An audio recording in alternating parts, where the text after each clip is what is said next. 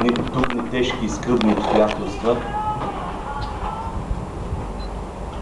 а именно новината за тежката раздяла с Негово Високо Преосвещенство Варненски и Великопреславски митрополит Кирил. За нас това е една шокираща новина, тъй като това се е случило внезапно. Скърбим, страдаме, но най-вече се молим за упокоение на неговата душа и имаме надежда в Господа, че душата му ще намери покой и спасение и своя Творец и Създател. В така стеклите се обстоятелства,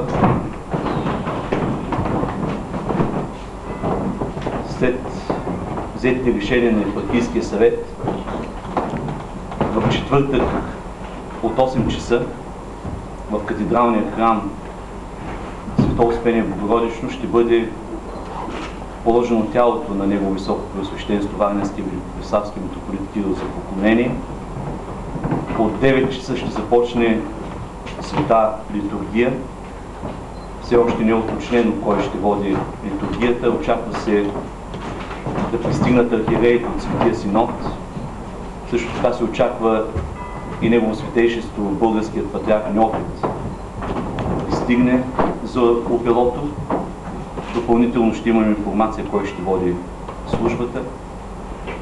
От 11 часа в четвъртък, също в катедралния храм, ще бъде отслужено опелото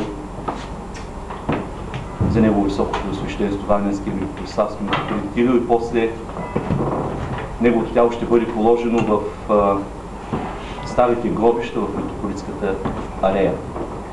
От утре сутринта в Варненска и Великопреславска митрополия ще бъде поставен портрета на митрополита и книга, в която ще могат да бъдат изказвани съболезнования. Безспорно, това е повод, освен за молитви, ние да се спомним и за това, което Негово Високо Преосвещенство направи в своето служение. Смятам, че историята ще отсъди и ще покаже, че в последните десетилетия на новото време той се явява един от най-дейните български митрополити с инициативността за строеж на много храмове, парафиси, манастири, обновяването на тези, които бяха в окаяно състояние, възвръщане на немалко църковни имоти, в духовно-просветната дейност, която той насърчаваше и инициираше да се извършва в епархията, както и в социално-милосърдната дейност. След него ще остане и този проект, който той започна за строежа на новия храм на Варна Свети великомъченик Прокопий Варненски, както и другия храм Свети Андрей. За съжаление той не можа да види завършването, така както жадуваше и очакваше този храм да бъде осветен, но все пак той положи големи усилия. Разбира се, след него в историята ще остане тази инициатива за носенето във Варна на много свети мощи. Сещате се и за чудотворните икони, които бяха носени, и за благословението, което през тях се отправяше за варненци и за гостите на града. Историята безпристрастно ще отсъди всичко това.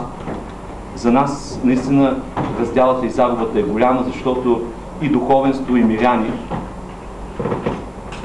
така страдаме за това, защото имахме един митрополит, който беше с лице, което е обърнато към духовенството, към свещениците, в насърчаването на тяхното служение и обогатяване на мисията на църквата в новото време. За нас тези моменти и служения ще останат, разбира се, незабравими. Нека Бог да го прости, вечна и блаженна да бъде неговата памет. Амин. Сега от 16:30 в